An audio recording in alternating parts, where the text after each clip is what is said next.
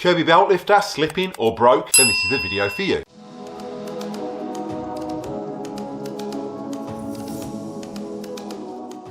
Don't forget everything you use in the video today. There are links in the description below for the best place to get those Kirby products, so make sure you check those out at the end of this video.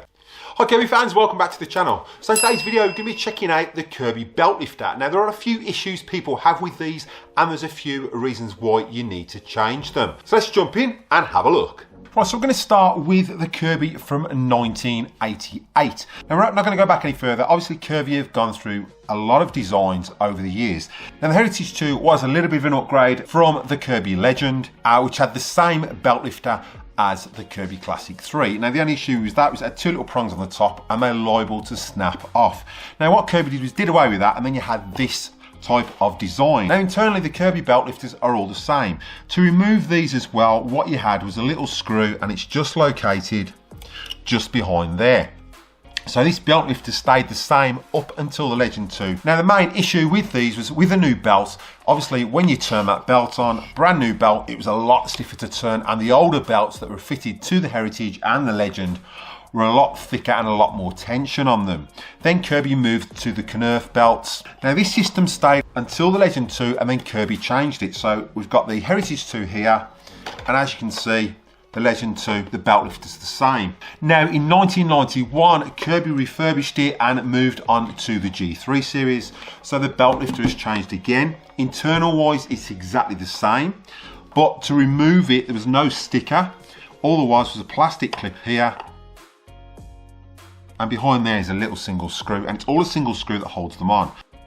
But the issue was this is still hard to turn, especially with a new belt if you're older or you've got weak hands or issues with arthritis or anything like that. But Kirby moved on to the G5 and decided, right, a lot of people are complaining that they're having problems turning these belts, so we'll move and change the system. So now we've got a sticker covering the screw. If you need to remove this, obviously just heat it with a hairdryer and then you can remove that label. This one's still a little bit loose because I haven't put a new sticker on it since I refurbished it. But what we got was a little handle. Obviously that made that easier to turn. It's still a little bit stiff, but you've got a little bit of tension. Now the issue with these is these tend to snap. A lot of people over push these and tend to snap them off. So then you've got to replace the belt lifter, which is the main point of this video. Now Kirby changed this design again on the G7 because these are liable to break over time from heavy-handed people or just from pure tension on that belt. So with the G7, instead of having that very thin handle, Kirby moved the handle to the top and made it a lot thicker, and that is a lot easier to turn. I've never seen one of these broken, but again, Kirby decided we're going to change the design again, and from the centre here on up until the Avalir, and the Avalir 2 is the same, just a different colour, we've got a round belt lifter. Again, that's a lot thicker. You can turn it with that. It is still stiff to turn, but it works pretty well. So what tends to happen with these is people will tighten that screw and it will crack it in the middle, then you need to fit a new belt lifter. Now these belt lifters aren't available anymore. There's only the belt lifter for the Avalir 2s. To remove this, what you've got is you've got this screw that goes through the middle, and you can see the belt lifter just inside here. It's pretty easy to remove. It's normally the assemble that gets people. So I'll remove this and I'll show you a couple of issues that you might have with your Avalir or your Centria belt lifter and how to replace it. Right, so the only tool you're going to need to remove this is a Torx 20. What I tend to do is put two fingers through there and hold that, and then my thumb here just to hold the whole assembly. So it can be a little bit tricky. And then all we do is we undo that centre pin there. Okay, now when we put this back in, we won't over tighten it because it will crack it. Now as we've loosened that off, you'll see there's 1, 2, 3, 4, there's 5 pieces to this and 6 including the screw. So first of all, what you've got is a single washer. You've got a spring washer. Then you've got this plastic clip here, and you've also got the belt lifter, which will pull out through the bottom. So we'll pull these two out through the bottom. So make sure your rug plate and your brush roll are removed first of all before doing this. And then let that drop. We'll push that in and we'll let that drop at the bottom. Now the order these go in when you put them back on your Kirby is internally you've got your plastic ring washer, you've got your belt hook, then your spring washer, which goes on the outside of the Kirby head, then your normal washer, and then your belt lifter handle.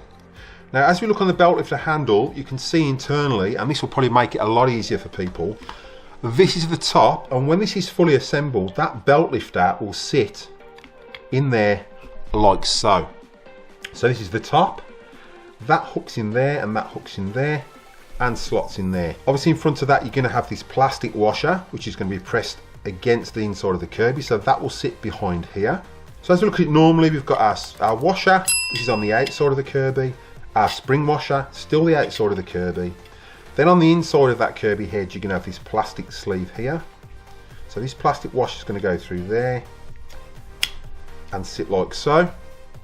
And then that is going to sit in there. So hopefully that makes sense. That's how it all sits with the Kirby trapped in between it. So we'll take that out and I'll put it back and I'll show you how it all connects on the Kirby, and I'll also show you the issue. So as I look at the Kirby, what we've got a stop here, and what that is this plastic bit here is a stop, and it sits there and it stops that turning that way. So that will turn all the way around and then it will stop because it hooks on the next part on here and stops that overturning. What tends to happen is people tighten these up too much and they release off a bit, and what happens is as this turns, it will end up snapping this section here. Then your Kirby belt lifter is going to be as loose as anything because it's going to be able to move. You just be able to overturn it at the end of the day. So it's not going to lock in place. So that pin and that part of the belt lifter is the most important part when assembling this back together. Now to put it back together, it's pretty easy. All you've got is this plastic washer here, and you've got a little cutout here. This might make it easier for people to remember. And you've got the back side of this pin. See this cutout here? This is going to go in line so it sits like that. Okay, what has to happen is this has to sit on an angle. So we're going to get that and we're going to slot that through the bottom, through there, like so. So you can see now that the plastic washer is slotted in place. Our little cutout is via that pin, and as we turn this over, roughly on an 80-degree angle, so it's roughly in line with your green belt on symbol. Next, what we've got is our spring washer. So we put our spring washer over there, like so, and then our normal washer. Now these should all stay pretty freely. You've still got to hold that in with your finger. So then what we want is this belt hook has got to go on the back, and it's got to be with the hook facing this way. So when we turn our belt lifter, that hook can spin around and pull up the belt. So what I tend to do is I'll put that through the bottom there and just hold it roughly, just roughly in the center where it's got to go. So we're holding that with these two fingers here, just through the back of the Kirby. Get your fingers, hold it roughly in place, okay? Now the cutouts are going to be there, there and there. Same as we've got this part here, which goes in there. This part goes in there, and this bottom part goes in there. Now you want to line that up, and we're just going to put that in place. So this goes inside this plastic washer here. Slot that in place. What I tend to do is just open that, and then you can move that belt hook. So you can see roughly that I've got the screw hole lined up. Okay, so all we want is these to locate in that belt lifter. So move that, give it a wiggle, and you'll feel it locate, and it'll hook that belt lifter while you've got your finger on it. So while you've got your fingers holding that now, put your thumb on there to hold the tension on, and we're just going to tighten this screw just a little bit until it locates in that belt lifter. Okay, so that's got it now. I'll flip it over and I'll quickly show you. So that's roughly got that belt lifter. You can see that the plastic part is lined up with the bottom there. It's lined up with the top there and with that section there. Okay, now that's just tightened loosely. Now as we zoom in, you can see this little pin here. So this is a piece I was on about that will break it if it's not fitted correctly. So make sure that that moves freely and that is perfectly in line. Then push that in, like so. So it's not going to move. So now we're holding that with our thumb, and all we're going to do is just tighten this lightly. We don't want to over tighten it, so just enough for it to pull that in, like so. Okay, then when you tighten it up, what you want to do is push that in So keep the tension there. I've got my fingers still on the back, holding that. Tighten it up, don't tighten it really tight, just turn it loosely with your fingers until it stops. Like so. And that is plenty. So now what you can see is that gap has closed up, that belt lifter turns, and it's locking off in place. And as we turn it round, you can see if we turn it, it's turning that belt lifter, and it's all fully engaged. And that is how easy it is to change your Kirby belt lifter. Don't forget, if you're using the video today, there are links in the description below for the best place to get those Kirby products. Make sure you check those out at the end of this video. Right, so I've enjoyed that quick tutorial, and as you can see, it's really easy to change that belt lifter. All you need is a Torx 20, and obviously manageable hands, just to literally hold that with your finger and your thumb. You don't have to put two fingers through the back, you can just use your one.